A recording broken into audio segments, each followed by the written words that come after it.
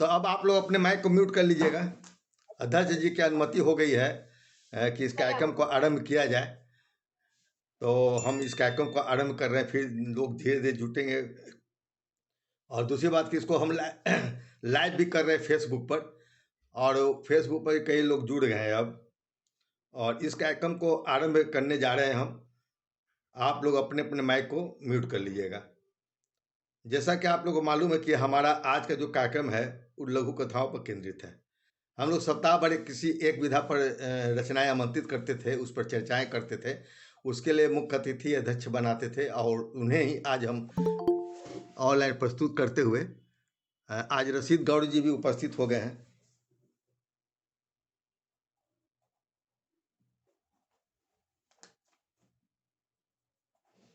बीच में जोड़ना बड़ा मुश्किल हो जाता है लोगों को फिर।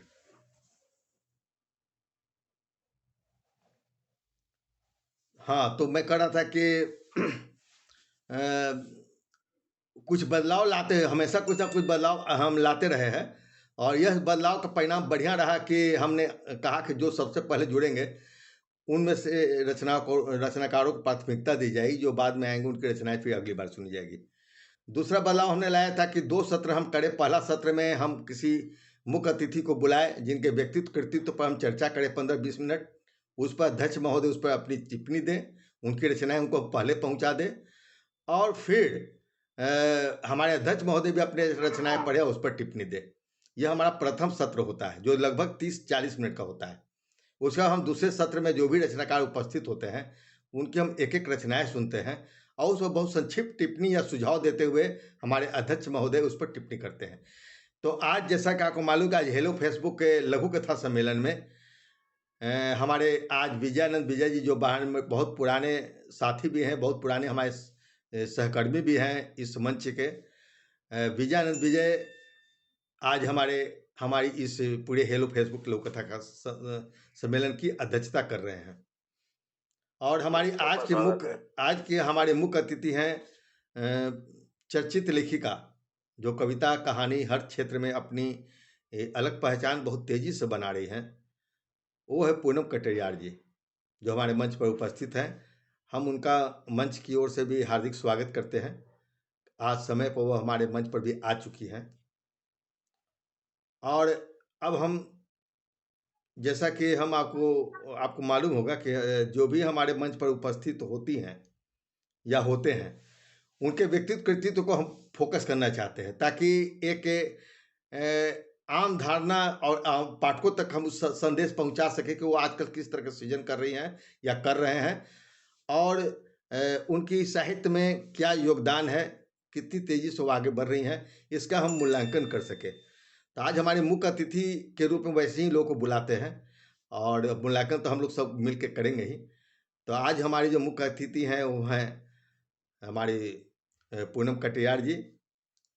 उनका हार्दिक स्वागत करते हुए सबसे पहले हम चाहें कि उनका संक्षिप्त परिचय हम आपके सामने प्रस्तुत करें, क्योंकि परिचय भी उसके किसी भी साहित्यकार के व्यक्तित्व का एक अंग होता है। और फिर हम उनकी जो लोक कथाएं हमें प्राप्त हुई है अध्यक्ष की, उस पर हम छोटी सी डायरी प्रस्तुत करेंगे। पूनम कटियार 8 अगस्त को जन्मी हुई हैं हजारीबाग, झारखंड में। एमए विनोबा भावे विश्वविद्यालय हजारीबाग से इन्होंने यूजीसी उत्तीर्ण किया है, और निधि वितरक परीक्षा में उत्तीर्ण है। बोरिंग कैनाल रोड, पटना में अभी रह रही है। लेखन एवं निजी इनका व्यवसाय रहा है। कहानी, कविता, लघु कथा, समीक्षा लेखन, कविता कहानी लघु कथा समीक्षा साझा संकलन में भी प्रकाशित उनकी हुई है। यानी साहित्य की कई विधाओं में वे सृजनरत हैं। हिंदी प्रचारणी सभा, कनाडा की अंतर्राष्ट्रीय त्रैमासिक पत्रिका लघुकथा.com, लघु कथा कलश जैसी पत्रिकाओं में उनकी रचनाएं सदा प्रकाशित होती रही हैं। और लेख मंजूषा के साहित्यिक पटल से भी वे जुड़ी हुई हैं। ऑनलाइन समीक्षा वगैरह वो करती रही हैं। लोक कथाओं का मगही अनुवाद भी उनका हुआ है। डीडी बिहार दूरदर्शन के साहित्यिक कार्यक्रम में भी उनका लोक कथा पाठ का कार्यक्रम हुआ है। यूट्यूब के निर्देशक अनिल पतंग द्वारा उनकी लोक कथा कच्चे धागे पर लघु फिल्म भी बनी है, जो चर्चा के केंद्र में रही है। यानी प्रसिद्ध लोक कथाकार श्री रजनीश दीक्षित और आदरणीय उमेश महादोशी द्वारा उनकी लोक कथा छिछला एवं फोड़ा का वाचन भी किया गया है। बालेश्वर गुप्ता अभी जुड़े हैं।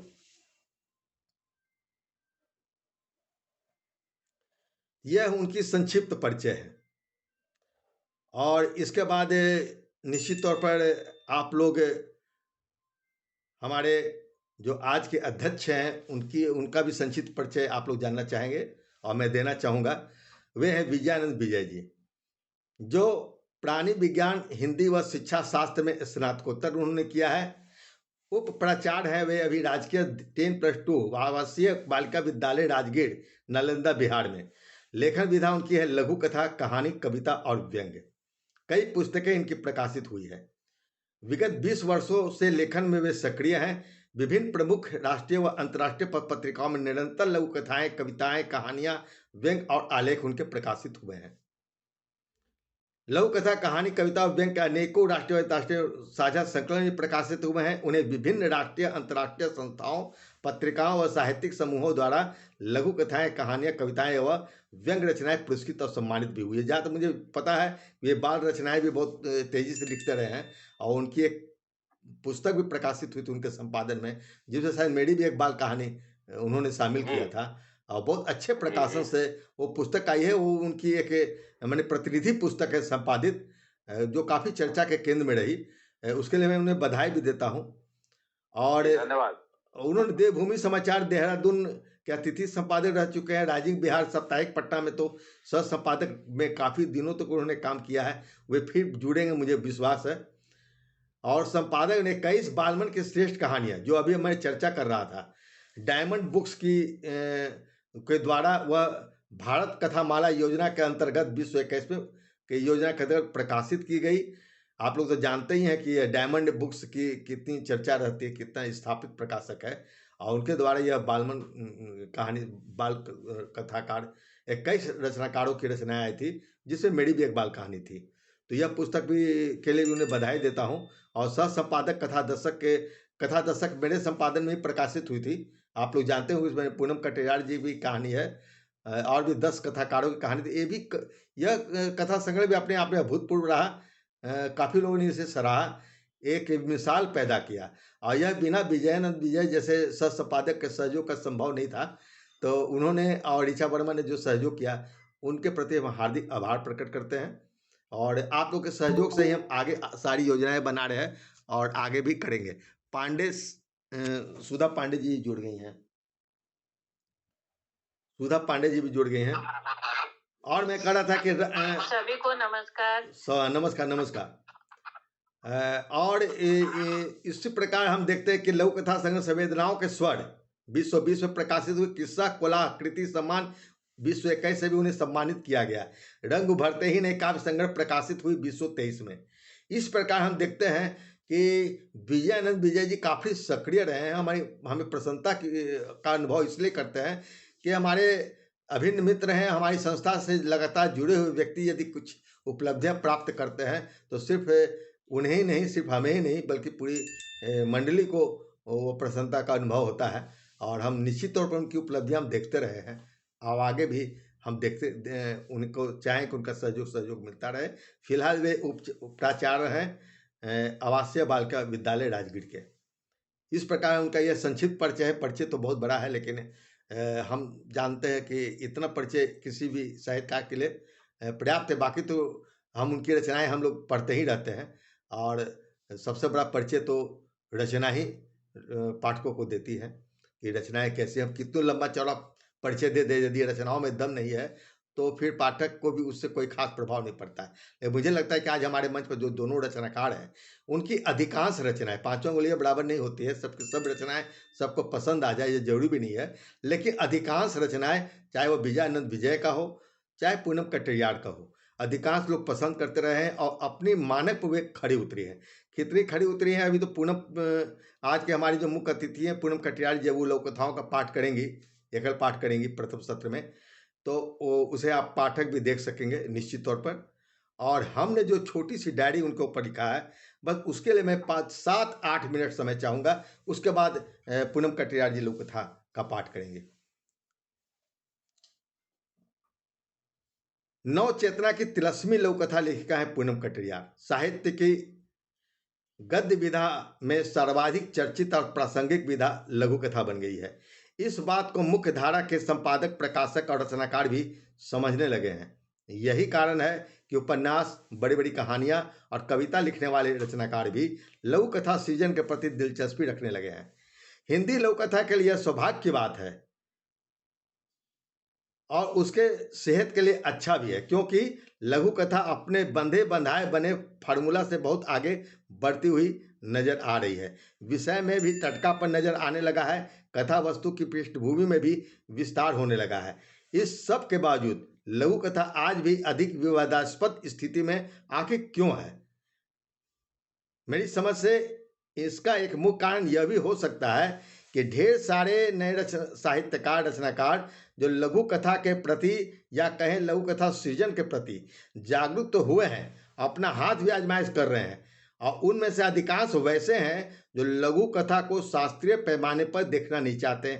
उन्हें लघु कथा और लघु कहानी का फर्क ही समझ में नहीं आता, और वे ताबड़तोड़ लघु कथा के नाम पर काल दोष से ग्रसित, आकार प्रकार से मुक्त, पंचलाइन की परवाह किए बिना लिखे जा रहे हैं, बस लिखे जा रहे हैं। लेकिन गंभीरता से उन्हें देखने और पढ़ने वाले बहुत कम लोग हैं, और जो लोग हैं वे समझते हैं कि उनका वे अनुकरण करना नहीं चाहते। माना कि लेखक की अपनी पसंद होती है और अपना स्वाभिमान होता है, लेकिन कविता, कहानी हो, लघु कथा हो, शायद की कोई भी विधा हो, उसे आप बने बनाए फार्मूला से मुक्त तभी कर सकते हैं जब आप उसका ढांचा समझ सके, उसकी परिभाषा और उसके सिद्धांत को समझ सके। आखिर किसी भी विधा की समीक्षा और उसके सिद्धांत की पुस्तक क्यों प्रकाशित होती है? हमारी रचना उस सिद्धांत के अंतर्गत है या नहीं है, इसे ही देखने के लिए, समझने के लिए ना। लेकिन जिसने सिद्धांत जैसा लिखा हो, ऋचा वर्मा भी जुड़ गई हैं, लेकिन देखने में आता है कि जिसने जिस तरह का सिद्धांत और परिभाषा लिखा है, मुख्य धारा के जो भी लोक कथाकार हैं, राजप्रिया रानी भी जुड़ गई हैं, जो भी मुख्य धारा के रचनाकार हैं, मैं नाम नहीं लेना चाहूँगा, बहुत सारे मुख्य धारा के ऐसे रचनाकार हैं जिन्होंने सिद्धांत तो बनाया लघु कथा का, लेकिन वे खुद अपनी लघु कथा लिखते हैं तो उसमें उस पैमाने से वो बाहर निकल जाते हैं। समझाने की तो बहुत कुछ समझाई जा सकती है। आखिर किसी भी विधा की समीक्षा और उसके सिद्धांत की पुस्तक क्यों प्रकाशित होती है, सोचना चाहिए। हमारी रचना उस सिद्धांत के अंतर्गत है या नहीं है, इसे ही देखने और समझने के लिए ना। लेकिन जिसने सिद्धांत जैसा लिखा हो और वह स्वयं सृजन उस सिद्धांत के विरुद्ध करे, तो अंततः खामियाजा साहित्य की उस विधा को भुगतनी पड़ती है। मंजू सक्सेना भी जुड़ गई हैं।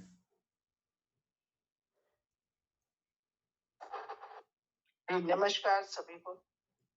बहुत बहुत धन्यवाद। अभी चर्चा ही चल रही थी, बहुत बहुत धन्यवाद। बहुत अच्छे अच्छे रचनाकार अभी हमारे मंच पर जुड़ गए हैं। ऋचा वर्मा जी, राजप्रिया रानी जी, ऋचा वर्मा जी, सबका हार्दिक स्वागत है। अभी मैं छोटी सी लघु कथा के बारे में चर्चा कर रहा था, पूनम कटियार की लघु कथाओं को लेते हुए।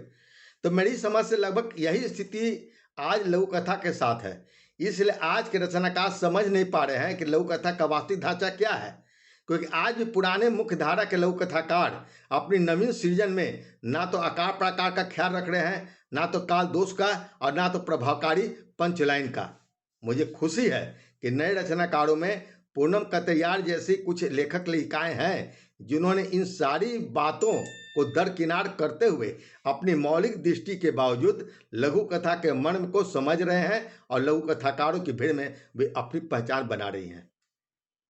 पूनम कटियार की एक लघु कथा है धुंध छठी। एक बड़े कैनवास की रचना को उन्होंने बहुत ही सहजता और सादगी के साथ लघु कथा के आकार प्रकार में उन्होंने प्रस्तुत किया है। समय और दुविधा के बीच किस प्रकार सकारात्मक सोच सामने आती है और वह एक नई दिशा दे देती है, और जिसे पढ़कर पाठक आत्ममुग्ध हो जाता है। जब नायक का पापा कहता है कि कोई बात नहीं बेटा, बिगड़ी बातों में कुछ अच्छा ही छुपा होता है, अगर चाहो तो नौकरी से निकल जाने के बाद बोनस में जो राशि मिली है उसे लेकर अपने देश को लौट आओ, अपने अनुभव एवं प्रतिभा से यहाँ पर कुछ तो अच्छा जरूर कर लोगे। और तब उसका बेटा अपनी झिझक दूर करते हुए कहता है, हाँ पापा, और बोनस में आपका अनुभव तथा माँ का दिया संस्कार भी मिलेगा। मैं जल्दी लौटने की व्यवस्था करता हूँ। देश से पलायन कर रहे आज के युवाओं को एक दिशा देने में पूनम कटियार की यह लघु कथा बहुत ही सार्थक है। उसका पंच लाइन भी उतनी ही मारक है जब अंत में उसके पिता कहते हैं कि तुम्हारी माँ अर्घ देना शुरू कर रही है बेटा। हालांकि मुझे लगता है कि इसका पंच लाइन इस वाक्य के पहले ही पूरी हो जाती है जब उसके बेटे का संवाद खत्म होता है। लघु कथा की समर्थ लेखिका पूनम कटियार एक पति पत्नी के आंतरिक प्रेम को भी बेहद जीवंतता के रूप में दर्शाया है अपनी लोक कथा तपिश में। तो दूसरी तरफ सांप्रदायिकता से संदर्भित उनकी एक मुकम्मल लोक कथा है नींव की ईंट। दो अनजान व्यक्ति नाम के आधार पर नहीं पहचाने जाने के बावजूद एक दंगे में यानी दो संप्रदाय के लोग किस प्रकार से एक दूसरे की मदद करते हैं, उसकी भूख को मिटाने के सहयोग करते हैं, यह बिना जाने कि वह किस जाति का है। और दंगा खत्म होने के बाद जब उनकी भूख शांत हो जाती है, पता चलता है कि उसकी भूख शांत करने वाला दूसरे संप्रदाय के लोग हैं। तब भी उसके भीतर का खून खौलता नहीं बल्कि उसका ऋणी हो जाता है और अंत में कहता है तुम्हारा नमक खाया हूँ, उतारने का मौका जरूर देना। और इस पंच लाइन के साथ लघु कथा का अंत होना न सिर्फ रचना को सार्थक कर देती है बल्कि पाठक के हृदय के भीतर समाकर आत्ममंथन करने को मजबूर भी कर देती है, एक नई चेतना को जागृत करती है। लघु कथा का एक तिलस्म जादू इनमें नजर आती है। इनकी लोक कथाओं में इस तरह की चेतनशील लोक कथाओं को पढ़ते हुए हम कह सकते हैं कि नव चेतना की तिलस्मी लोक कथा लेखिका है पूनम कटियार।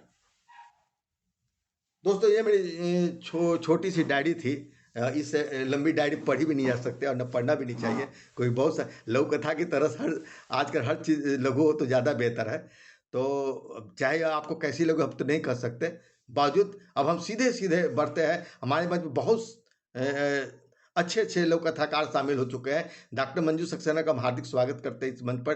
कल उनकी भी लोक कथा पर एक गोष्ठी चल रही थी और वे भी हर महीना में एक गोष्ठी करती हैं और उसमें विवाह टिप्पणी के कारण उनकी मंच पर यह बड़ा ही सफल कार्यक्रम रहा जिसे हमने यूट्यूब में लोड भी किया है। काफ़ी लोग उसको पसंद कर रहे हैं। तो हम इसको आगे बढ़ते हुए हम सीधे सीधे पूनम कटियार जो आज की मुख्य अतिथि हैं उनकी ओर बढ़ता हूँ।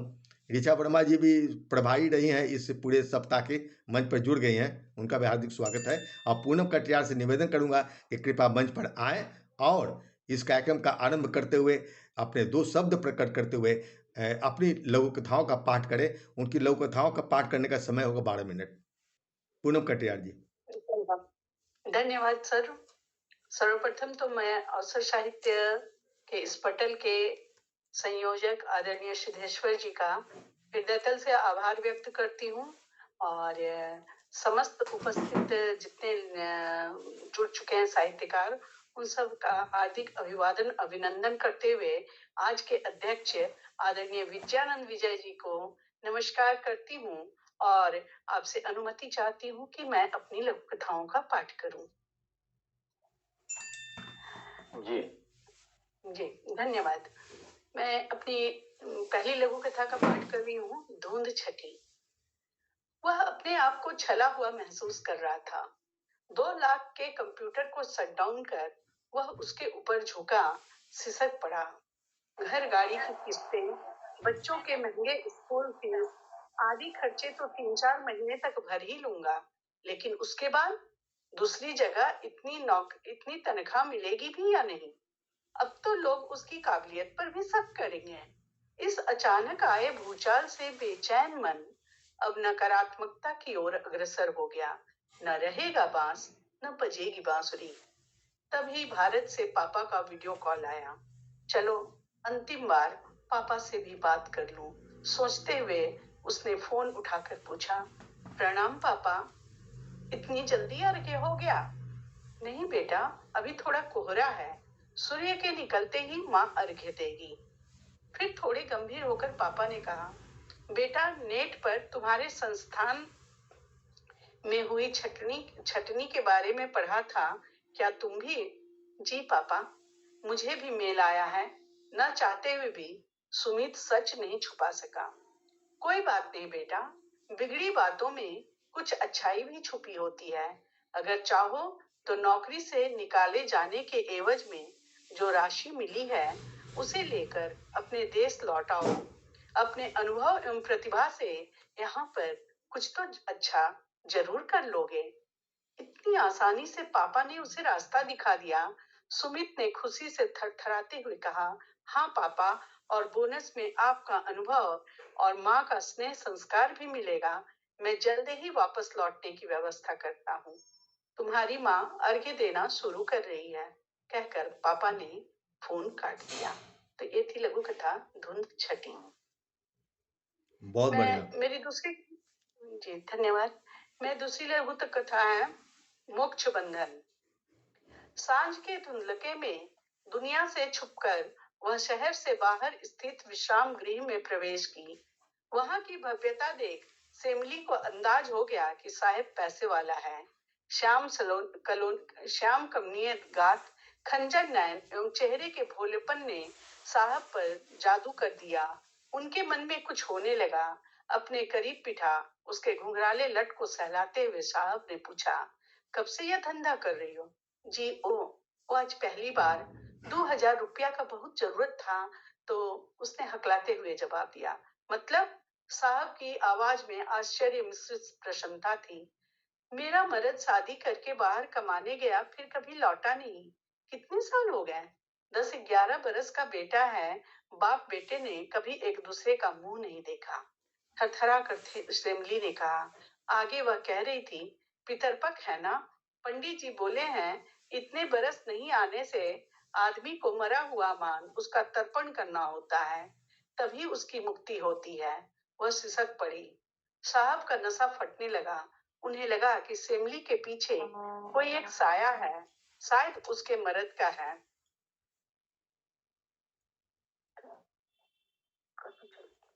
शायद उसके मर्द का है। उसने घबराकर उन्होंने शेमली के हाथ में 2 रुपए देकर कहा, जा बेटे के पास जा, वह घर में अकेला डर रहा होगा। लेकिन साहब, इतना उधार मैं कैसे चुका पाऊंगी? स्तब्ध शेमली के मुंह से निकला।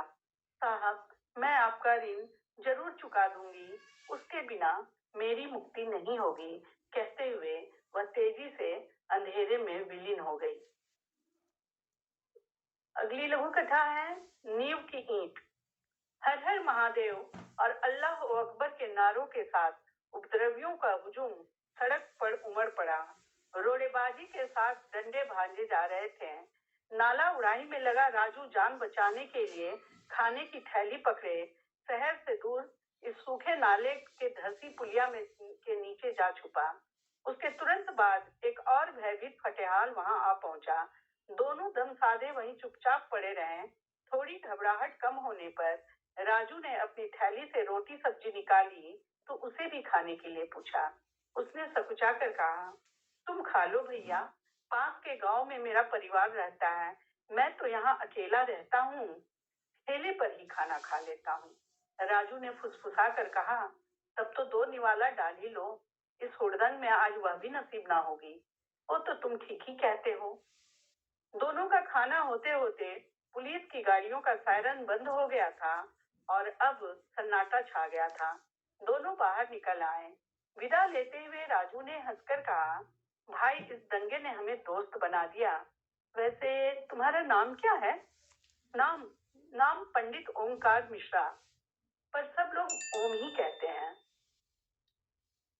पूजा पाठ कर्मकांड के पुश्तैनी काम से अब घर चलाना मुश्किल है। मजबूरी व शहर में मजूरी करने लगा हूँ।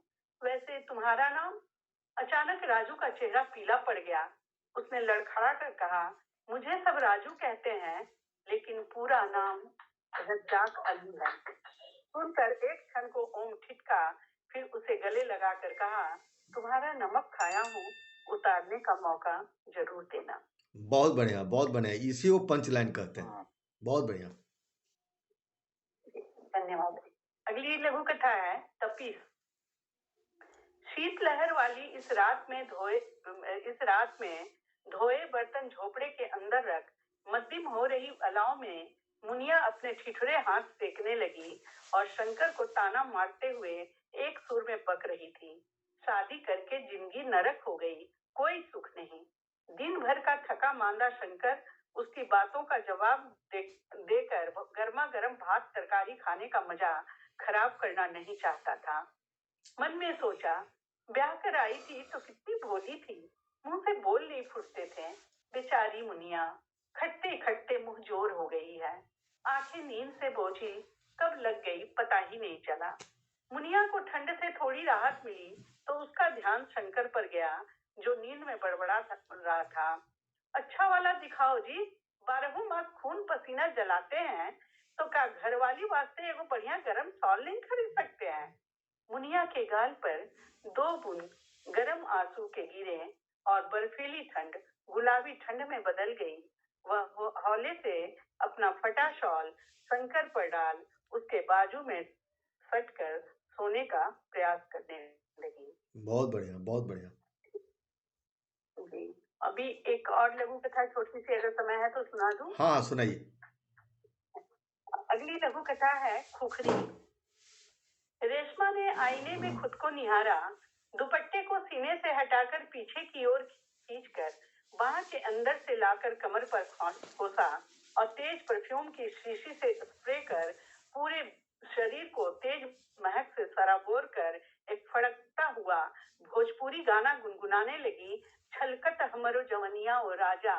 तभी उसका प्रोग्राम ऑर्गेनाइजर गुड्डम मास्टर आ गया और उस पर अपनी लोलुप दृष्टि डाल उस आसे भरते कहने लगा, वह रेशम रानी, अब तू भोजपुरी पब्लिक का नब्ज परफेक्टली पकड़ ली है।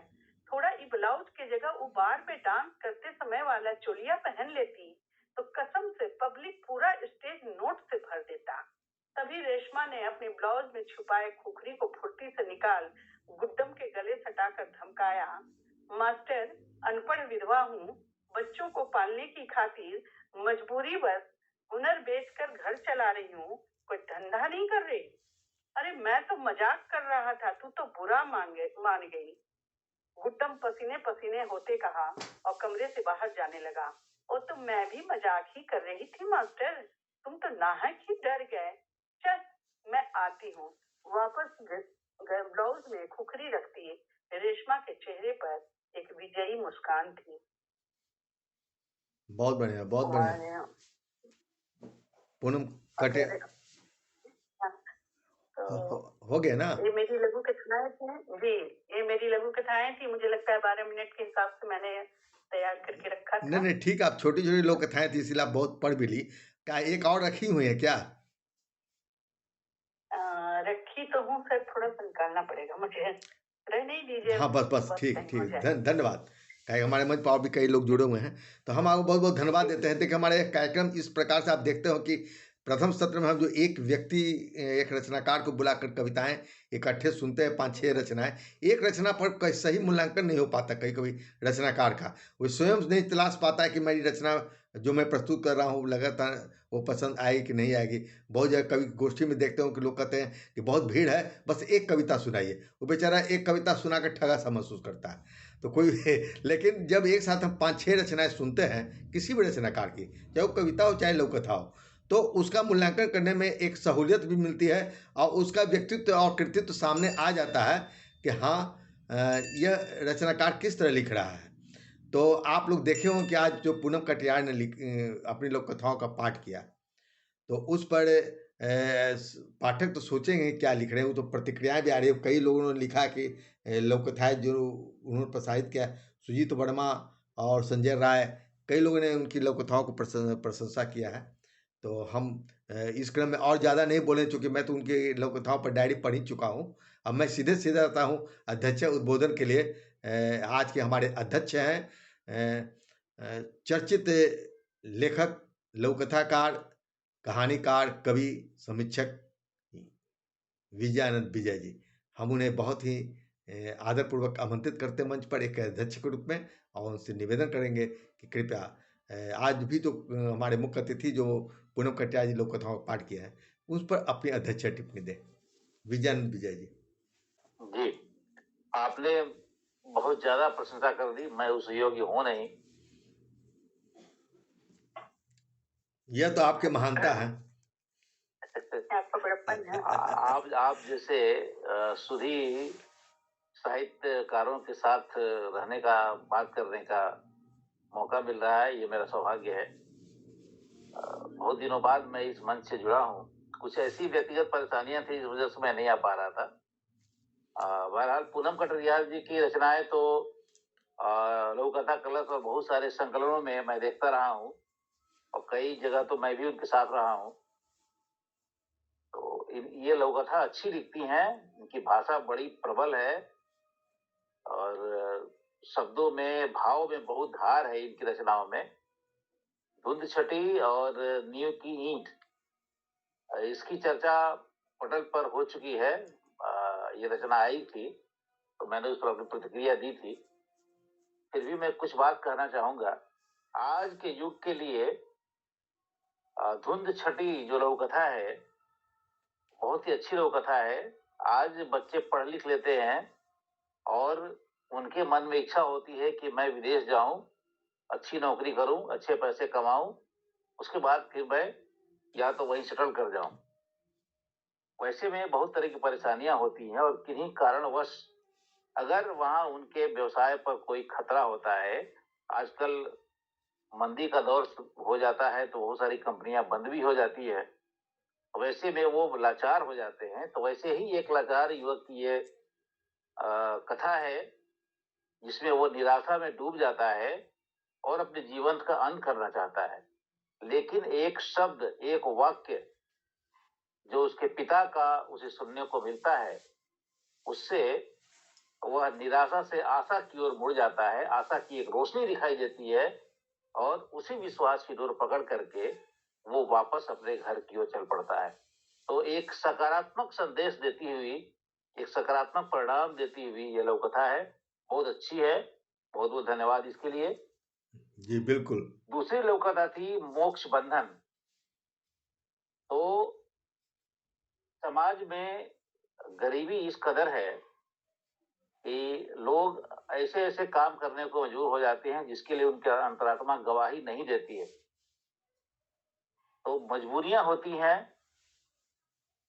जिसका फायदा आज समाज का हर वर्ग उठाना चाहता है, लेकिन कहीं ना कहीं मानवता और संवेदना जिंदा है जो सिमली और साहब के संवाद में नजर आई है।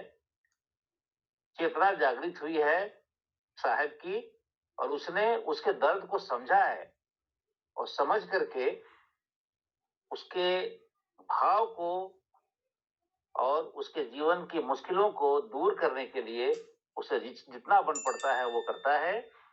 तो इस तरह से मोक्ष बंधन भी मानवीय संवेदनाओं को छूती हुई लघु कथा है जो हमें अंदर तक भावनाओं से भर देती है। तीसरी लघु कथा है नींव की ईंट। ये मुझे बहुत अच्छी लगी लघु कथा। आज भी किसी न किसी रूप में हम सांप्रदायिकता से घिरे हुए हैं और ये अक्सर होता है कि धर्म विशेष को लेकर लोगों की धारणा बनी रहती है, आपस में वैमनस्य पाल लेते हैं और न जाने क्या क्या हो जाता है समाज में। जबकि समरसता की भावना युगों युगों से हमारे देश में चली आ रही है। सभी मिलजुल कर रहते हैं, हिंदू मुस्लिम सिख ईसाई मिलजुल कर रहते हैं, एक दूसरे के काम आते हैं। लेकिन ये राजनेता सत्ता के लोभ में ये विघटन की जो प्रवृत्ति है इसको न जाने क्यों बढ़ावा देते हैं। तो ऐसे परिप्रेक्ष्य में ये रचना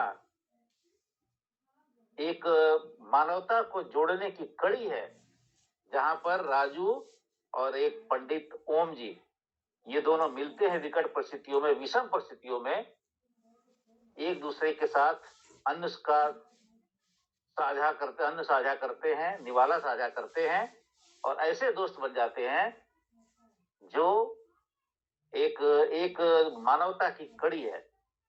तो असली जो संबंध हमारा है, वास्तविक संबंध जो है हमारा मानवता ही है। वास्तविक धर्म भी जो हमारा है वो मानवता ही है। ये इस लघु कथा में दर्शाया गया है। तपिश, ये शंकर और मुनिया ये दो चरित्र हैं। ये दोनों चरित्र गरीबी में पले बढ़े हैं और ये आपस में दोनों एक दूसरे को समझ नहीं पा रहे हैं। कुछ इस तरह की उनकी उलझने हैं कि एक दूसरे पर आरोप प्रत्यारोप उनका जारी रहता है। लेकिन सपने में जब वो शंकर को बुदबुदाता देख लेती है, सुन लेती है, तब उसे लगता है कि नहीं, उसने धारणा कितनी गलत बना रखी थी। शंकर तो उसे बेहद प्रेम करता है और एक शॉल के लिए वो परेशान है, उसका इंतजाम नहीं कर पा रहा है और वो परेशान है। तो उसकी भावना यहाँ पर फिर जागृत होती है और प्रेम का जो ज्वार है, प्रेम का जो झरना है, वो स्वतः बह निकलता है। खुखरी, यहाँ भी जो गरीबी है उससे पीड़ित है एक महिला, जो अपनी सुरक्षा के लिए खुखरी एक होता है वो अपने पास रखती है। उसका मैनेजर या उसका मालिक उसे कहता है और बुरी नजर से देखता है, उस पर सीटाकसी करता है, बुरी नजर रखता है। तो वो अपना जो व्यवसाय है वो तो कर ही रही है, लेकिन वो इतनी प्रबल भी है कि उसने अपनी सुरक्षा का इंतजाम भी कर रखा है कि विकट से विकट परिस्थिति में वो लड़ती रहेगी, अपनी सुरक्षा करती रहेगी और अपने स्वाभिमान को भी जिंदा रखेगी। तो ये उन लोगों के लिए, उन बुरी प्रवृत्ति के लोगों के लिए एक सबक है जो महिलाओं पर, स्त्रियों पर बुरी नजर रखते हैं और बुरी नीयत से उनके साथ पेश आते हैं। तो मिला जुला करके ये चारों पांचों लघु कथाएं काफी सशक्त थी और इसके लिए पूनम कटरिया जी को बहुत बहुत धन्यवाद, बहुत बहुत आभार। और आपकी रचनाएं, लघु कथाएं इस तरह पढ़ने को मिलती रहें, यह हमारा सौभाग्य होगा। धन्यवाद। बहुत बहुत धन्यवाद विजय जी, आपने बहुत बढ़िया समीक्षा किया और संक्षिप्त में आपने बहुत बड़ी बड़ी बातें कह दिया। और निश्चित तौर पर हमने जैसा उनकी लोक कथाओं के बारे में हमने जो समझा था, मुझे लग रहा था कि शायद मैं एक तरफा, मैं इसलिए पहले पढ़ देता हूँ, लोग यह ना लगे कि अध्यक्ष जो बोला वही सिद्धेश्वर जी बोल दिए। तो मैं अपनी दृष्टि से जो सोचा था मैंने इसलिए शुरू, बहुत लोग कहते हैं कि लोक कथा पाठ के बाद आप डायरी पढ़िए, हम कहे कि तब तो फिर अध्यक्ष महोदय की बात हम छीन लेंगे, तो इसीलिए मैं पहले ही पढ़ देता हूँ। और मुझे खुशी है कि हमारी जो दृष्टि रही उनकी लोक कथाओं के प्रति, हमारे अध्यक्ष महोदय की भी दृष्टि लगभग वैसी ही रही। हम पूनम कटियार जी को पुनः एक बार बहुत बहुत धन्यवाद देते हैं कि उन्होंने आज जितनी भी लोक कथाएं पढ़ी सब के सब बहुत सार्थक रही, अच्छी रही। थोड़े बहुत सुझाव तो हर लोग देते हैं और देते रहेंगे, लेकिन संपूर्ण रूप से देखी जाए तो आपके लोक कथाओं को काफ़ी लोगों ने सराहा है। हम आपको पुनः धन्यवाद देते हैं और आपके उज्जवल भविष्य की हम कामना करते हैं। इसके साथ हम आगे बढ़ते हैं। सार्वभौमिक रचनाएं ऐसी होती हैं जी, जो रचनाएं चिरकालिक होती हैं, सार्वभौमिक जी जी होती जी हैं, जी वो ऐसी ही होती हैं नहीं, जो लंबे समय तक याद नहीं रखी नहीं, बहुत जाती दिन हैं, से सुनी वो लिख जाती रही हैं, हैं पढ़ी और जाती हैं। चाहते थे कि उनको मंच जी। पर कभी वैसे तो वो पहले भी आते रही हैं, लेकिन मुख्य अतिथि के रूप में आए, उन पर फोकस पड़े। मैं बहुत दिन से चाह भी रहा था वो इस तरह से लिख रही, उनको समय की बाध्यता भी थी, लेकिन आज वो आए और अपनी रचनाओं को प्रस्तुत किया। इसके लिए हम उनको बहुत बहुत धन्यवाद देते हैं। और हम अब इस क्रम को आगे बढ़ाते हुए, मेरी यह भी परंपरा रही है कि अध्यक्ष महोदय बड़ी तन्मयता से आते हैं, हम उनकी रचनाओं से ही वंचित रह जाते हैं। बहुत से कार्यक्रम में यह नियम है कि अध्यक्ष महोदय सबसे अंत में पढ़ेंगे, पता चलता है कि आधे लोग चले गए, लेकिन सब लोग रहते भी हैं, फिर भी उनके मैं इसको इसीलिए 2 सत्र में बांध देता हूँ कि लोग यह ना कहे कि अंत में वो पढ़ेंगे। प्रथम सत्र के अंत यही होता है कि यहाँ पर एकल पाठ हो गया। अब हमारे अध्यक्ष महोदय जो हैं अपनी अध्यक्ष उद्बोधन के बाद अपनी 2-3 लोक कथाओं का पाठ करें, 2 या 3, और उसके बाद उस पर टिप्पणी, अध्यक्ष टिप्पणी तो मैं नहीं कहूँगा क्योंकि अध्यक्ष टिप्पणी हो चुकी है, उस पर अपनी टिप्पणी प्रस्तुत करेंगे हमारे मुख्य अतिथि पूनम कटियार जी। तो मैं विजय आनंद जी से निवेदन करता हूँ कि अपनी 2 या 3 लोक कथाओं का पाठ करें।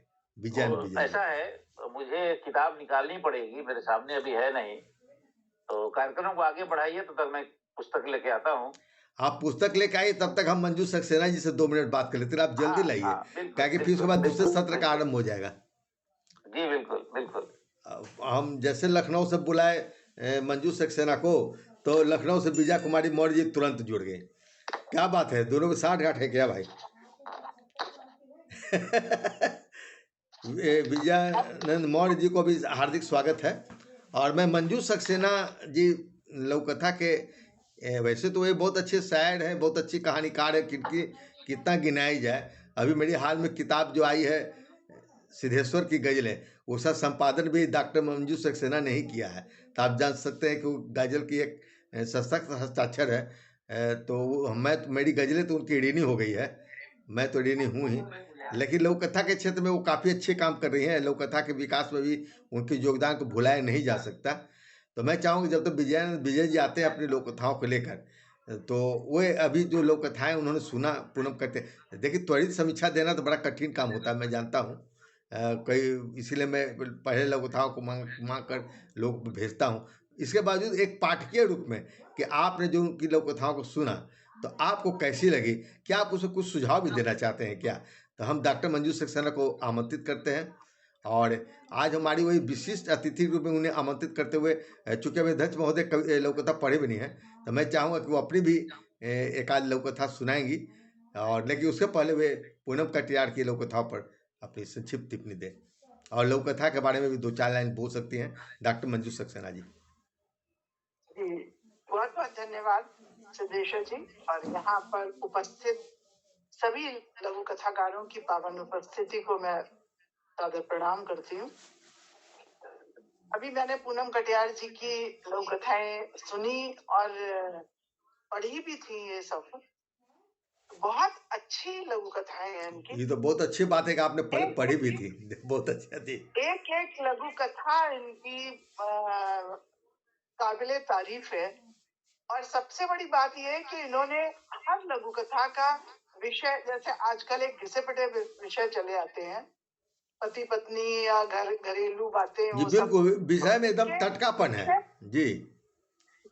इनके विषय सब अलग अलग है। वो सबसे अच्छी मुझे बात लगी कि बहुत इनका जो दायरा है सोचने का वो बहुत बड़ा है। इनके हर क्षेत्र में इनकी नजर गई है, और हर क्षेत्र की बारीकी को इन्होंने बड़े सूक्ष्मता से पकड़ा है और उसको अपनी लघु कथा में प्रेषित किया है। जो अब मुझे शीर्षक तो नहीं याद है, धुंध वाली जैसे है, धुंध छट गई, वो एक बड़ा समसामयिक विषय है कि जो आजकल ये सब समस्या है। एक कटार वाली जो आपने लिखी है उसका कि औरत का वो कैसे एक जो नारी होती है वो अबला नहीं है, वो हर तरह से सबला है, वो अपने बच्चों को भी पाल रही है, तो वो अपनी इज्जत की भी, अपने स्वाभिमान की भी रक्षा कर रही है। और पूनम जी ने पुरुष वर्ग की भी जो सोच है उसको भी बड़े अच्छे अंदाज में लिखा है, और नारी की सोच को भी बड़े अंदाज में लिखा है। कुछ लोग सिर्फ नारी के ही सोच लिखते हैं, कुछ पुरुष की सोच लिखते हैं, लेकिन पूनम जी ने इस दायरे में भी बहुत अच्छा जाके काम किया है। तो मैं उनको बहुत बहुत बधाई देती हूँ और शुभकामनाएं हैं कि ऐसे ही वो हमें लघु कथाएं देती रहे, ताकि ये आपकी लघु कथाएं जो है वो हमारे नए लघु कथाकारों के लिए एक उदाहरण है, जिससे कि जो अध्ययन करेंगे, जो अध्ययन करने के लिए हम लोगों को सबके लिए ही एक हाँ, जब अच्छी लोक कथाएं आती है तो लोग, नए लोग को उससे सीखना चाहिए, प्रेरणा लेनी चाहिए। ऐसी लोक कथाएं जो बिना पढ़े लिखे लोग लिखते हैं ना, इस तरह की लोक कथाएं सामने आनी चाहिए। और हम आपको बहुत बहुत धन्यवाद देते हैं कि आपने समय का सदुपयोग करते हुए, ये विजय आनंद जी को इसलिए धन्यवाद दें, किताब लेने चले गए थे, नहीं तो हम इतनी अच्छी बातें नहीं सुन पाते मंजू सक्सेना जी की। मुझे लगता है कि अभी ये प्लस पॉइंट करना पड़ेगा कि कोई एक और भी विशिष्ट अतिथि हमारे इस पर टिप्पणी करे। तो ये तो स्वतः हो गया आपके योगदान से कि आप किताब खोजने चले गए। मंजू सक्सेना जी उस पर इतनी बढ़िया टिप्पणी दी है, मन खुश होकर दिए। मैं जानता था कि वो इतनी बढ़िया बोल सकती हैं, इसलिए हमने उन्हें आमंत्रित भी किया था। यदि आपकी अनुमति हो, क्योंकि अध्यक्ष के बाद तो फिर हम दूसरे को बुला नहीं सकते, लेकिन हमने बोल दिया था कि हो सकता, हम सोच रहे शायद आपको आने में विलम्ब हो, तो उस बीच उनकी लोक कथा भी सुन लेंगे। तो अगर आपकी अनुमति हो तो हम मंजू सक्सेना जी की एक लघु कथा सुन ले, ताकि उस पर टिप्पणी देते हुए आप लोग कथा पाठ करें। बिल्कुल। हमारे विशिष्ट अतिथि आज के हैं तो डॉक्टर मंजू सक्सेना जी, आप अपनी एक लघु कथा का पाठ करें। आप सादर आमंत्रित हैं। मैं दो नहीं कहूँगा, इसलिए सब आज लोक कथा एक ही पढ़ेंगे। तो आप अपनी एक लोक कथा का पाठ करें, उस पर विजय आनंद जी अपनी संक्षिप्त टिप्पणी देते हुए उसके बाद भी अपनी लोक कथा का पाठ करेंगे। मंजू सक्सेना मैं अध्यक्ष जी को भी बहुत बहुत धन्यवाद देती हूँ कि उन्होंने मुझे अनुमति दी पढ़ने की। लघु कथा का शीर्षक है सोने की किर्च। सोने की किर्च। हर कैंडिडेट से उनके सर्टिफिकेट और आधार कार्ड मंगवा लेना और पिछली नौकरी का रिकॉर्ड ढंग से देख लेना। पापा अपने सहायक से बार बार फोन पर कह रहे थे, ज्वेलरी शॉप में ठोक बजाकर आदमी रखना पड़ता है, सोने की एक किर्च भी बहुत कीमती होती है। फोन रख, इस बार वो माधुरी से बोले जो गौर से उनकी बातें सुन रही थी। पापा, तो क्या मैं सोने की एक किर्च से भी सस्ती हूँ जो आपने मुझे एक अजनबी के साथ केवल अखबारी वैवाहिक विज्ञापन और 2 मुलाकातों के आधार पर विवाह के बंधन में बांध 7 समंदर पार भेज दिया? और बेटा दुकान पर, पापा काश आपने अपने होने वाले दामाद को भी इस सेल्समैन की तरह ठोक बजाकर देखने का प्रयास किया होता तो हम 4 साल से कचहरी की दौड़ नहीं लगा रहे। क्या बात है, क्या बात है, क्या बात है, क्या बात है, क्या बात है। बहुत बहुत बहुत सुंदर। क्या कथा छापने मारा। देखिए, इसी को कहते हैं पंच लाइन। क्या बढ़िया। इसके बाद आप एक लाइन भी अगर आगे बढ़ा देती तो मजा किरकिरा हो जाता। बहुत बढ़िया। मैं लोगों को कहना चाहूँगा, जो भी लोग इस कार्यक्रम को देख रहे हैं, कि मंजू सक्सेना जिस तरह से अंत किया, लोक कथा का अंत इसी तरह ही होना चाहिए। मुझे लगता है कि मेरी बातों से अध्यक्ष महोदय सहमत होंगे। अब मैं चाहूँगा अध्यक्ष की ओर बढ़ता हूँ कि वे मंजू सक्सेना कर भी लोक कथाओं पर 2 शब्द बोलते हुए फिर अपनी लोक कथाओं का पाठ करें। पूनम श्रेष्ठी जी कहाँ चले गए, पता नहीं, अंधेरा हो गया। तो आप लोक कथाएं पढ़ेंगे। पूनम श्रेष्ठी को बोलना था, यदि वो आ जाती नेट तो ठीक है, नहीं तो सचेत रहेंगे मंजू सक्सेना जी। आपको ही बोलना पड़ेगा विजयानंद जी की लोक कथा पर टिप्पणी। मुझे आवाज आ रही है। अच्छा, ठीक है, ठीक। ठीक ठीक ठीक, ओके। धन्यवाद धन्यवाद। चलिए, विजयानंद विजय जी आमंत्रित हैं अपनी लोक कथाओं के साथ। आप 2 या 3 लोक कथाओं का पाठ कीजिए। सही में इसका जो शीर्षक था सोने की किरचें, सोने की किरचें चुभ गई, अंदर तक चुभ गई श्रोताओं के हृदय में। शादी जब होती है तो वैवाहिक विज्ञापन है, बहुत सारे साइट्स हैं जहाँ पर लोग बायोडाटा डाल देते हैं, बात करते हैं, 1-2 मुलाकातों के बाद भी शादियां तय हो जा रही हैं, और यही हो भी रहा है। पहले तो होता था कि बाप दादा लोग जाते थे, मिलते थे, उसके बाद कई लोगों से उसके बैकग्राउंड के बारे में पता किया जाता था, थोड़ा समय लगता था और शादी होती थी। और आज इतनी जल्दी जल्दी सब कुछ हो रहा है कि भाई कोई कहीं बाहर रह रहा है, कुछ छुट्टी नहीं है, छुट्टी लेकर के आया है, अमेरिका में है, यूएसए में है, इंग्लैंड में है, या कहीं दूसरे शहर में है, लड़की दूसरे शहर में है, जॉब कर रही है। तो ये थोड़ी जल्दी जल्दी वाली जो शादी हो रही है आजकल, इससे बहुत सारी चीजें छूट जा रही हैं। हम जान नहीं पाते हैं कि वो परिवार कैसा है। लड़का 2-3 मुलाकातों में पहचान में नहीं आ पाता है, लड़की पहचान में नहीं आ पाती है। तो ऐसे में जो दर्द है बेटी का, वो स्पष्टता उभर के सामने आया है कि आप गहनों की देख रेख या गहना खरीदने में, उसकी निगरानी करने में, उसकी परख करने में कितने लोगों को लगा के रखते हैं और इतनी बारीकी से परख करते हैं। लेकिन हमारी पूरी जिंदगी है, और हमारी जिंदगी का फैसला आप बस 2-4 मुलाकातों में ले लेते हैं। तो क्या मेरा महत्व उस सोने के एक टुकड़े से भी कम है? मैं तो आपके जिगर का टुकड़ा हूं। तो ये दर्द जो है उभर कर सामने आया है, और सचमुच ये दर्द जो है हर बाप के सीने में चुभेगा पढ़ने के बाद। बहुत बहुत धन्यवाद। धन्यवाद विजयानंद जी, बहुत बढ़िया टिप्पणी आपने किया मंजू सक्सेना की लोक कथा पर। और वास्तव में यह कार्यक्रम इस एक अच्छी ऊंचाई पर पहुंच गई है। पिछले कई कार्यक्रम हुए हैं, लेकिन इतनी अच्छी ऊंचाई मुझे नहीं लग रही था। आज अच्छी लोक कथाएँ भी अच्छी आ रही है, टिप्पणियाँ भी बहुत बढ़िया हो रहा है, और काफ़ी पाठक लोग जुड़ भी गए हैं। सभी को बहुत बहुत धन्यवाद देते हुए हम अध्यक्ष महोदय को आमंत्रित करते हैं प्रथम सत्र के अंत में। मेरी लोक कथा है, 2 लोक कथाएं मैं पढ़ना चाहूंगा। एक लोक कथा है मेरी, भारत माता की जय। भारत माता की जय के प्रचंड जय घोष के साथ विजय जुलूस सड़क से गुजर रहा था। फूल मालाओं से लदे नेताजी जीप में हाथ जोड़े खड़े थे। उनके रूखे, बेजान, बेरहम और बेशरम चेहरे की कांति आज गजब ढा रही थी। देशभक्ति का जोश उफान पर था। सड़क किनारे खड़ी निरीह जनता हतप्रभ थी कि कल तक पुलिस रिकॉर्ड में दर्ज एक दुर्दांत अपराधी को उन्होंने सम्मानित दर्जा कैसे दे दिया। बुद्धि, विवेक, चेतना और तर्क में अंतर्द्वंद चल ही रहा था कि अचानक भीड़ में से किसी के जोर जोर से चीखने, चिल्लाने और रोने की आवाज सुनाई पड़ी। अरे कमीनों, जालिमों, जब तक देश की जनता गरीबी, फटेहाली और भूख से बेहाल है और तुम जैसे लोग जीत रहे हैं, तब तक भारत माता की जय कैसे।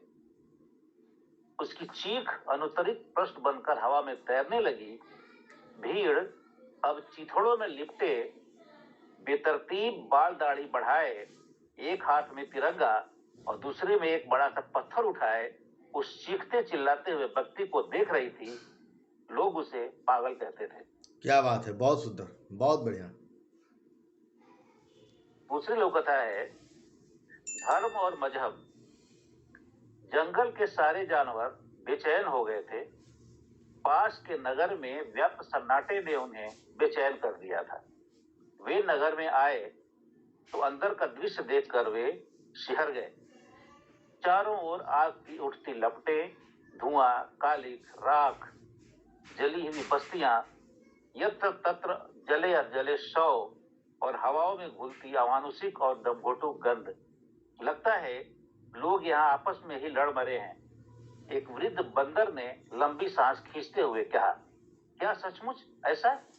मगर वे तो इंसान हैं, सृष्टि के सबसे बुद्धिमान और विवेकशील जीव। वे ऐसा कैसे कर सकते हैं? एक साथ सभी जानवर बोल पड़े। उससे क्या फर्क पड़ता है? जब विचार कलुषित और दूषित हो जाते हैं तो इंसान जानवर से ही बदतर हो जाते हैं। जाति धर्म की संकीर्ण विचारधारा के आधार पर जब वे बंट जाते हैं तो फिर एक दूसरे की जान के दुश्मन बन जाते हैं। एक बुजुर्ग हाथी ने तार्किक रूप से समझाने की कोशिश की तो सभी उसकी ओर देखने लगे। सहसा सबकी नजर सड़क पर खून से लथपथ मरे पड़े एक कुत्ते की ओर गई और प्रश्न हवाओं में तैर गया, मगर इस बेजुबान का धर्म और मजहब क्या था? धन्यवाद। क्या बात है, बहुत खूब, बहुत खूब विजय जी। और मैं देखता हूँ कि आज हमारे मुख्य अतिथि को आपकी लोक कथाएं कैसी लगी, वे अपनी संक्षिप्त टिप्पणी देंगी। पूनम कटेरार जी। सर्वप्रथम तो अच्छी लघु कथाओं के लिए आपको मैं बधाई देती हूँ। और दोनों दो मिजाज की लघु कथाएं थी, लेकिन उनका मर्म एक था। ये मुझे अच्छा लगा क्योंकि दोनों में राष्ट्रवादी भावनाएं जो हैं वो सर्वोपरि रही। पहली लघु कथा जो आपने कही कि भारत माता की जय, बहुत अच्छी लघु कथा है। और आज समसामयिक है, जो राजनीति में जो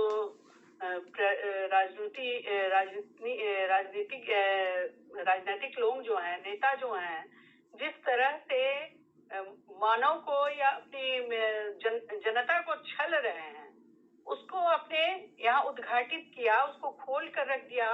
और जब वो कहते हैं कि जब वो पागल जिसको हम कहते हैं, जो देश की बात करता है, राष्ट्रहित की बात करता है, उसको आज के लोग कहते हैं पागल है। कोई अच्छा ईमानदार आदमी है वो बेकार आदमी कहा जाता है। ये आज की हकीकत है आज की। तो इस बात को आपने जो इस बात का पंचलाइन अच्छा लगा कि लोग एक हाथ में तिरंगा और एक हाथ में पत्थर लिए वो फटेहाल आ रहा है जिसे लोग पागल कहते हैं।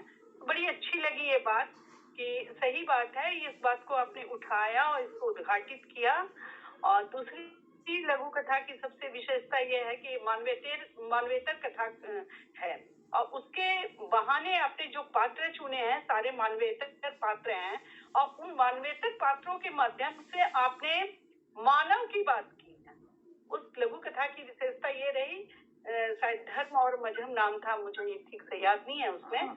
और जो शब्दों को आपने लिखा कि विचार दूषित और कलुषित विचार जब आते हैं तब इस तरह के लोग जो हैं धर्मांध हो जाते हैं। इस तरह के जो दंगे की बात कर रहे हैं, कुत्ता मरा लहूलुहान पड़ा है, मरा हुआ पड़ा है, वृद्ध हाथी कहता है, ये जानवर हो के इतने प्रबुद्ध है कि वो उस मानसिकता को जो मनुष्य में होनी चाहिए उस मर्म को महसूस जानवर कर रहा है और हम मनुष्य होकर उस मानसिकता को, उस मर्म को महसूस नहीं कर पाते। बहुत बड़ा व्यंग है, ये बहुत दुखद स्थिति है जिसको आपने खोल कर रखा। तो इन दोनों लघु कथाओं का जो कथानक है, सही मायने में कथानक जो है मानवीय धरातल पे ही रखी गई है। और सबसे मुझे दूसरी लघु कथा के जो मानवेतर पात्र हैं उनसे लेकर लिखी गई है। तो वैशिष्ट होता है मानवेतर पात्र वाले लघु कथाओं का कि इससे पाठक पे जो है काफी बढ़िया प्रभाव पड़ता है। और इसकी भाषा जो है, मुझे लगता है पहले वाली लघु कथा का कथानक बहुत अच्छा था, लेकिन उसमें भाषा में विचार जो है थोड़ा सा लेखकीय प्रवेश मुझे लगा। लेकिन इसमें ये चीजें बड़ी अच्छे से सार्थक ढंग से बात को कही गई है। तो ये दोनों लघु कथाएं बहुत अच्छी रही, कार्यक्रम के अनुरूप रही, जिस कार्यक्रम की हम लोग अपेक्षा कर रहे थे कि अच्छी लघु कथाएं आएंगी, तो उसकी शुरुआत हो चुकी है। और मैं आपको बहुत बधाई और आभार देती हूँ। इसके पहले मैंने आदरणीय मंजू सक्सेना जी की भी सुनी, मैं सोने के किस्से, बहुत अच्छी लघु कथा। तो सब बातों के साथ अपनी बातों को विराम देती हूँ। आप लोगों को बहुत हार्दिक बधाई और शुभकामनाएं, और मुझे बोलने का मौका। धन्यवाद, बहुत बहुत धन्यवाद पूनम कटियार जी। मुझे उम्मीद नहीं थी कि आप समीक्षा भी इतनी बढ़िया कर लेती हैं, और मुझे लग रहा है कि मैं रश्मि जी को सुन रहा हूँ। रश्मि, अनीता, समीक्षा की किताब आई है पिता आधारित लघु कथा पे। मुझे देश भर के लघु कथाकारों में मुझे तृतीय पुरस्कार मिला था। मैंने रामेश्वर कंबोज हिमांशु जी की ऊंचाई लघु कथा का समीक्षा की थी। इसके लिए लघुकथा.com में भी लघु कथा आई हुई है। और अभी एक लघु कथा किताब अभी मुझे नहीं याद आ रहा है, उसमें भी संरचना में मेरी आई थी, अभी आलेख आया था। चलिए, बधाई है आपको, बहुत बहुत बधाई है। और आप इसी तरह समीक्षा लिखें अब, और समीक्षा का भार अब आप पर जाता है। बहुत कम लोग कथाकार हैं जो इतनी बढ़िया समीक्षाएं कर सकते हैं, और जो करते हैं उनको करना चाहिए। मैं आपकी समीक्षा शायद अब तक नहीं देखा पड़ा था, लेकिन इस माध्यम से मुझे पता चल गया कि और अब समीक्षाएं भी आप बढ़िया लिखती हैं। और मैं चाहूँगा कि आप थोड़ा समय निकाल कर साहित्यकारों को दीजिए। मैं तो बार बार आप आग्रह करता हूँ आप लोगों से, और आइए और हमारे सम्मेलन में आकर। मैं बहुत शर्मिंदा हो जाती हूँ, मैं साहित्य को कुछ समय देना चाहती हूँ, लेकिन मेरी परिस्थितियाँ मुझे इसके लिए जी, निश्चित तौर पर और लोगों को बहुत परेशानियां होती है। फिर भी हम चाहेंगे कि अगली बार से आपको एक समीक्षक और एक अध्यक्ष के रूप में भी आपको हम आमंत्रित करें, और आप आकर उन लोगों को सिखाइए। बहुत बहुत धन्यवाद आपको पूनम कटियार जी। और आप लोग इतनी अच्छी अच्छी लोककथाएं हमारे सामने रखें, चाहे मंजू सक्सेना हो। मंजू सक्सेना भी गजब की लोककथा पढ़ी, विजयानंद जी भी गजब के आज अपनी प्रस्तुति दी। आप तो प्रस्तुति दी, आप तो आज के मुख्य अतिथि ही थी, एकल पाठ था। अब हम इसके साथ यह सत्र यहाँ पर समाप्त करते हुए हम दूसरे सत्र का आरंभ कर रहे हैं, जिसमें आज जो उपस्थित रचनाकार हैं, जिस तरह से उपस्थित हुए हैं, उनकी लघुकथाएँ आएंगी। और उस पर चूँकि आज हमारे अध्यक्ष विजयानंद विजय जी हैं, तो बस संक्षिप्त टिप्पणी, जहाँ सुझाव देना हो वो सुझाव भी दे सकते हैं, सुझाव देना भी चाहिए संक्षिप्त में।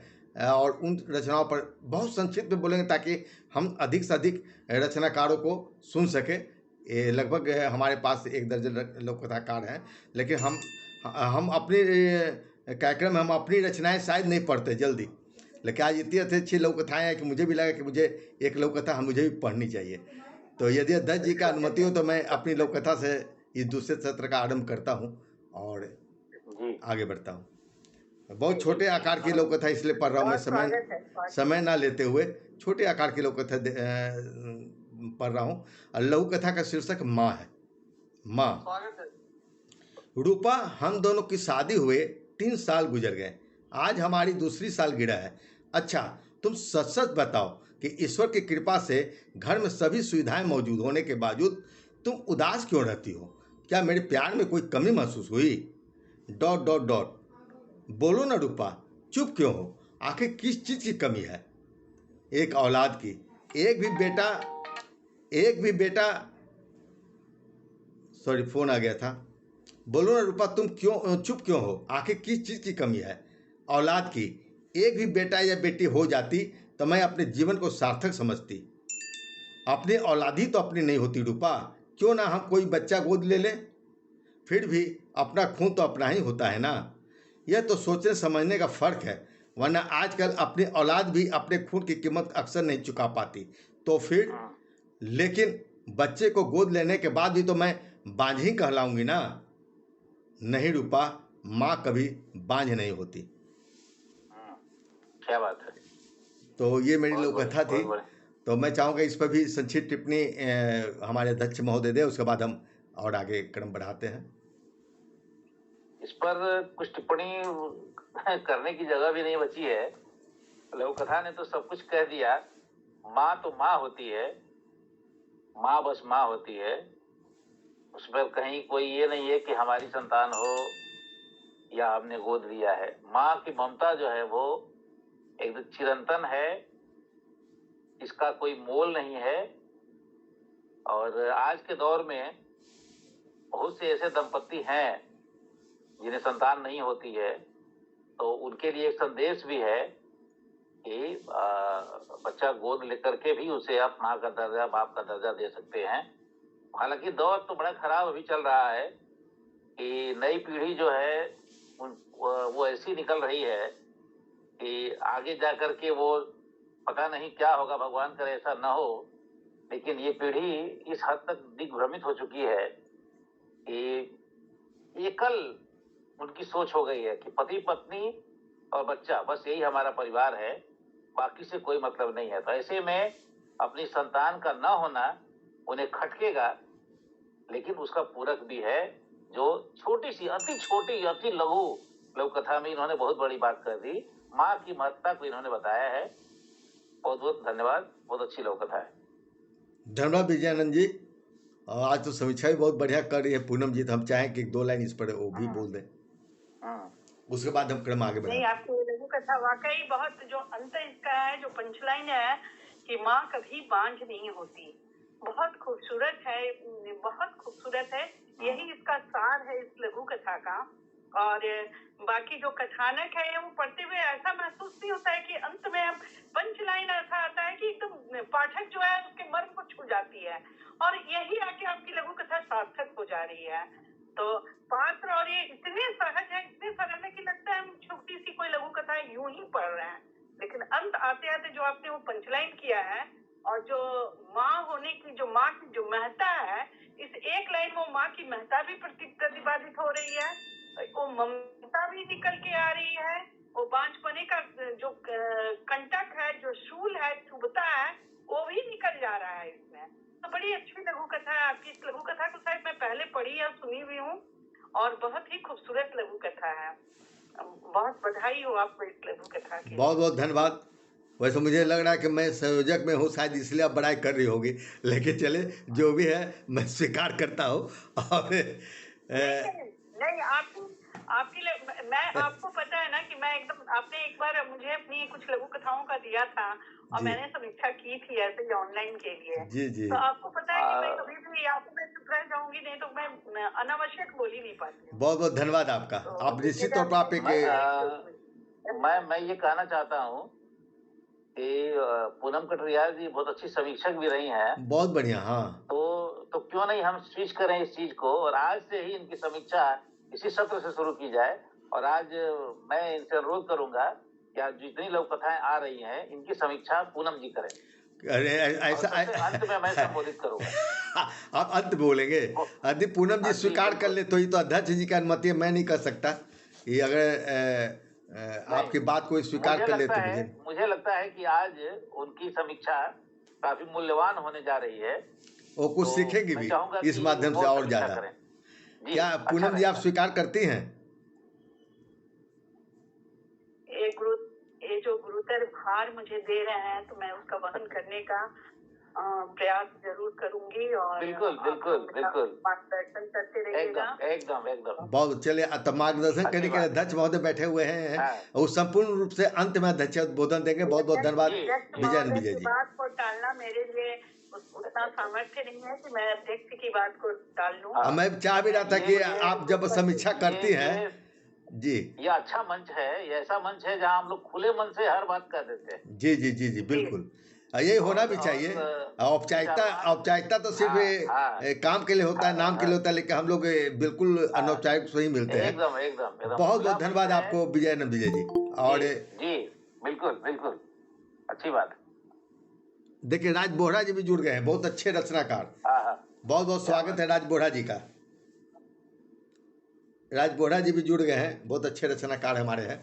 चलिए, तो अभी से यह जो सत्र आरंभ हो रहा है, तो मैं विजयानंद जी के अध्यक्ष जी का अनुमति से मैं पूनम कटारिया जी से निवेदन करूंगा कि लेकिन संक्षिप्त में अपनी समीक्षा देंगी, और ताकि हम अधिक से अधिक लोगों को सुन सके, और हमारे पाठक बहुत उत्सुक होंगे। और निश्चित तौर पर हम इस मंच का उपयोग इसलिए भी करते ही है कि लोग सीखे भी, और अपनी प्रतिभा को दिखलाए भी। तो इस मायने से पूनम कटारिया जी की समीक्षा को आज सुनना हम लोग के लिए अच्छा लगेगा, और निश्चित तौर पर वह बढ़िया प्रयास कर रही हैं। तो मैं इस क्रम को आगे बढ़ाते हुए आज सबसे पहले हमारे मंच से जो जुड़े थे वो हैं अनिल कुमार जैन जी। हार्दिक स्वागत। पिछली बार ये सबसे पहले जुड़े थे, हम उनका हार्दिक स्वागत करते हैं। अनिल कुमार जैन जी को काफ़ी दूर से जुड़े हैं कि आप अपनी एक लघु कथा के साथ हमारे मंच पर उपस्थित हों। बोलो जी। आदरणीय मंच को, बाकी लोग अपना माइक को म्यूट कर लीजिएगा। सभी को मेरा नमस्कार। और मैं कई बार इस मंच पर लघु कथाएं पढ़ चुका हूं, परंतु आज मैंने जो लघु कथा लिखी है तो वो अलग हटके लिखने का प्रयास किया है। अब मैं संशय में हूं कि मैं पढ़ूं नहीं पढ़ूं, पर अब मैंने नहीं, एकदम पढ़ दीजिए, तब यही तो यहाँ पर मूल्यांकन हो जाता है। इसीलिए, और फिर अध्यक्ष महोदय ने भी उसी तरह की लघु कथा पढ़ी तो मुझे थोड़ी हिम्मत आ गई, तो मैं पढ़ता हूँ और सादर प्रस्तुत है। लघु कथा का शीर्षक है प्रतिष्ठा। रंभो गाय, शीतल हिरण, टिंकू खरगोश सहित सभी जानवर महात्मा जी के भजनों पर भाव विभोर होकर नृत्य करते रहे। वातावरण में चौओर भगवान की जय जयकार के नारे गुंजायमान होते रहे। सत्संग के आयोजन में रंगा सियार ने बढ़ चढ़कर भूमिका निभाई। सत्संग की समाप्ति के अवसर पर महात्मा जग्गू बालू ने सभी का आभार प्रकट करते हुए कहा, सत्संग बड़े भाग्य से मिलता है, ऐसे आयोजन कराने वाले पुण्यवान होते हैं। सुंदरवन में सत्संग का आयोजन रंगा सियार जी जैसे कर्मठ कार्यकर्ताओं के कारण ही संभव हो पाया है। महात्मा जी के मुंह से प्रशंसा सुनकर सभी जानवर रंगा की जय जयकार करने लगे। रंगा सत्संग समाप्ति के बाद अपने घर पहुंचा तो पड़ोसी कालू बेड़िया ने एक कागज देते हुए कहा, भाई जी अभी अभी ये डाकिया कागज देकर गया है। कागज को पढ़कर रंगा का चेहरा तमतमाने लगा। पास ही खड़ी उसकी पत्नी बोली, क्यों जी, क्या लिखा है इसमें? क्या लिखा है? पिताजी मुझ पर भरण पोषण का केस कर रहे हैं, ये कोर्ट का कागज है, पिताजी मेरी प्रतिष्ठा खराब कर रहे हैं। धन्यवाद। पूनम कटारिया जी संक्षिप्त में टिप्पणी देंगी। बहुत अच्छी लघु कथा आपकी, बिल्कुल मर्म को छूने वाली। आजकल की जो सोच है, संवेदनहीनता, और आजकल की जो नई पीढ़ी की एक सोच है, उसको दर्शाती हुई आपकी लघु कथा है। और आपने भी मानवेतर पात्र को लिया है और उस माध्यम से कहा है इस बात को, जो मानव जीवन की सबसे बड़ी सच्चाई है, कि पिताजी केस करने वाले हैं और हमारी प्रतिष्ठा पे आँच आ रही है। पिता के प्रतिष्ठा, पहले कहते थे कि बच्चे पिता की प्रतिष्ठा बनाए रखते हैं, पिता का नाम रोशन करते हैं। स्थितियां बहुत बदल गई हैं, ये बहुत ही दुखद स्थिति है, और इस ओर आपने ध्यान आकर्षित करने का प्रयास किया अपनी लघु कथा के माध्यम से। हमारे समाज का सत्य है, किसी प्रदेश, धर्म और जाति से ऊपर उठकर एक सामूहिक समस्या है जिस पे आपने ध्यान दिया, और ऐसी बातों को लघु कथा में लिखना लघु कथा के लिए को नई दिशा देगी। इस तरह की बातें होनी चाहिए, लघु कथा में हो रही हैं। तो आपका प्रयास बहुत अच्छा रहा, भाषा अच्छी रही। लघु कथा में अक्सर होता है कि लोग भाषा बोलचाल की भाषा में इतनी भाषा की, जो मुझे तो लगता है कि भाषा समाप्त हो जाती, उसकी साहित्यिकता को आघात करती है। भाषा इतनी भी सहज नहीं होनी चाहिए। मैं सबको बोलती हूँ कि जब भी आप साहित्य रच रहे हैं तो आप सहज सरल भाषा रखें, लेकिन उसकी साहित्यिकता बरकरार रखें। आपने एक कोशिश की है, बहुत बहुत धन्यवाद आपका, आपको बधाई। धन्यवाद, बहुत अच्छी समीक्षा आपकी, बहुत अच्छे विचार। अध्यक्ष महोदय ने जो विश्वास रखा था आपके प्रति वह आप पूरा कर रही हैं, आपको बहुत बहुत धन्यवाद। और इस क्रम को हम आगे बढ़ाते हुए अब हम आमंत्रित करना चाहें मनोरमा पंत जी हमारे मंच पर आई हैं। मैं चाहता हूं कि कृपया आप एक लघु कथा का पाठ करें, लेकिन लघु कथा ही पढ़े, लघु कहानी नहीं। नहीं सर, वो मंच लेफ्ट कर गई हैं, वो तबीयत खराब है लिख कर। अच्छा अच्छा अच्छा, चलिए वो लेफ्ट कर गई हैं तो आप आ गई हैं, तो मैं निवेदन कहूँगा कि ऋचा वर्मा जी अपनी एक लघु कथा का पाठ करें। ऋचा वर्मा जी जो इस पूरे कार्यक्रम के प्रभारी भी रही हैं।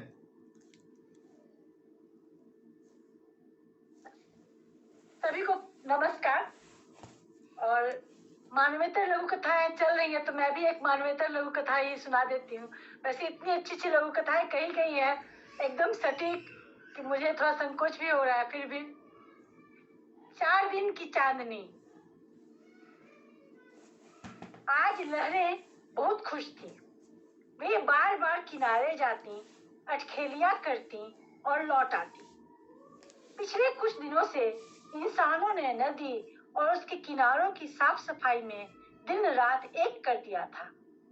परिणाम स्वरूप नदी और उसकी लहरों के शरीर पर संक्रमण के कारण उगे जख्मों के निशान तक धीरे धीरे गायब हो रहे थे। अब हम फिर से पहले जैसे हृष्ट पुष्ट और लंबे चौड़े हो जाएंगे, एक लहर ने खुशी से कहा। अभी अभी समझदार हुई एक लहर, जिसे कुछ दिनों पहले नदी ने अपने स्वर्णिम इतिहास के विषय में बताया था, निकलते हुए बोली, नहीं बेटा, 4 दिन की चांदनी। हाँ, अब हम ऐसे ही रहेंगे, स्वच्छ और सुंदर। बीच में ही नदी की बात एक लहर ने काटी। वह कैसे? नदी ने प्रश्नवाचक दृष्टि उस लहर की ओर घुमाई। अभी मैं किनारे से लौटी हूँ। इंसानों ने मिलकर प्रण किया है कि जिस तरह से नदी उनके तन मन को शुद्ध करती है, उसी तरह वे भी हर हाल में नदी को स्वच्छ और सुंदर रखेंगे। नदी अपने पुराने अनुभवों के आधार पर जानती थी कि जैसे ही इंसानों का हर वर्ष मनाया जाने वाला विशेष धार्मिक अनुष्ठान खत्म होगा, वैसे ही वे फिर से बेझिझक अपनी गंदगी प्रवाहित करेंगे। नदी और उसकी लहरों के अंग प्रत्यंग मौत भरे जख्मों से भर जाएंगे। उसने कोई प्रतिक्रिया नहीं दी, लेकिन लहरों के बीच उत्सव जैसा माहौल हो गया। खैर छोड़ो, तब की तब देखेंगे। नदी भी लहरों के साथ मिलकर जल क्रीड़ा करने में व्यस्त हो गई। खेलते खेलते शाम हो गई। नदी और उसकी लहरों ने देखा कि रंग बिरंगे कपड़े पहने, तरह तरह के फल और पकवानों को टोकरी में लिए भारी संख्या में इंसान उसके किनारे पर एकत्र हो गए। उन्होंने उस जगह को दीप और फूलों से सजाया और देखते ही देखते पूरा वातावरण फूल और धूप की सुगंध से सुरभित हो गया। जिन लहरों के लिए यह सब बिल्कुल नया था, उनकी खुशी का ठिकाना ही नहीं था। कुछ लोग नदी में जाकर खड़े हो गए। लहरें उनके साथ भी खेलने लगी। वे बार बार उनके पैरों से जा टकराती और खिलखिला उठती। शरीर पर पड़े जख्मों से आजादी ने उन्हें अविरल बना दिया था। तभी एक व्यक्ति मुंह में पान की गिलोरी दबाए, हाथ में एक भरी हुई पॉलिथीन लिए नदी में प्रवेश कर गया। लहरें उसके पैरों की ओर दौड़ी और फचाक उसने लापरवाही से पान की पिक के साथ वह पॉलिथीन भी नदी के हवाले कर दिया। लहरें पीछे हट गई। नदी और लहरों के शरीर पर फिर से जख्म उग गए। इस बार तो चांदनी 4 दिन की भी नहीं टिकी। नदी बड़बड़ाई और थोड़ी देर में नदी और लहरों के ऊपर अंधेरी रात के साये का राज था। धन्यवाद। बहुत सुंदर, बहुत सुंदर। पूनम कटेरिया जी अपने संक्षिप्त विचार दें। हाँ, बहुत सुंदर लघु कथा। और सबसे बड़ी बात है